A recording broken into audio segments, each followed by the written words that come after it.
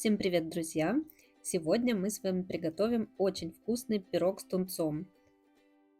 Этот пирог получается безумно вкусный, но сложных ингредиентов вам не понадобится, особых усилий тоже приготовление пирога не займет, так что советую досмотреть вам видео до конца. Список ингредиентов вы видите сейчас на экране, а также такой же список вы найдете в описании под этим видео. И приготовление мы начнем с начинки. Для этого нам понадобится консервированный тунец в собственном соку. Сок мы сливаем, тунец разминаем вилочкой, добавляем порезанное яйцо, либо можно натереть яйцо на крупной терке, не имеет никакого значения. У меня есть такое специальное приспособление, думаю, оно есть у каждого. Также нам понадобится зеленый лук. Желательно, чтобы у лука была вот такая белая часть, она не слишком острая. Мне она в пироге очень нравится, но если у вас просто стебельки зеленого лука, то можете добавить буквально половинку луковицы. Все мелко нарезаем и добавляем в нашу мисочку с начинкой. Итак, у нас здесь тунец, яйца и зеленый лук. Добавляем душистый перец, соль. И все, наша начинка готова. Отставляем ее в сторону и займемся приготовлением теста. Тесто готовится очень быстро, поэтому начинку далеко не убирайте. Итак, нам понадобятся яйца. Мы их просто перемешиваем венчиком. Миксер вам здесь тоже не понадобится. Добавляем сметану. Сметану я беру жирностью 20%. Щепотку соли. И все перемешиваем до однородности. Добавляем растительное масло и снова все перемешиваем.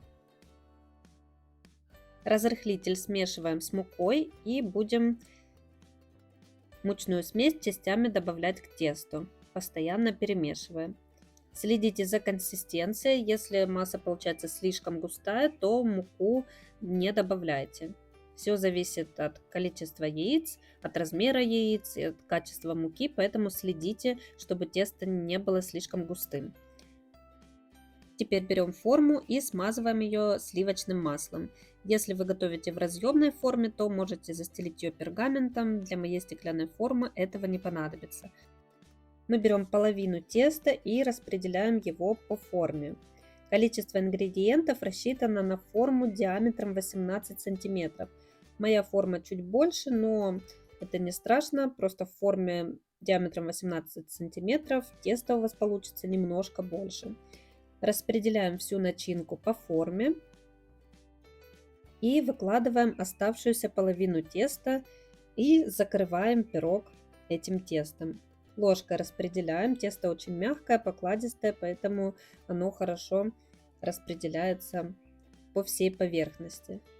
Если есть какие-то небольшие дырочки, которые тесто не закрывают, в этом нет ничего страшного, потом увидите почему.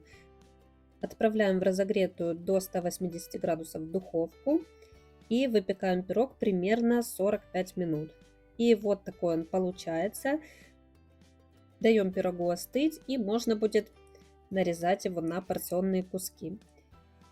Можно нарезать прямо в форме, но я хочу перевернуть его для того, чтобы верх пирога был ровненький и аккуратный.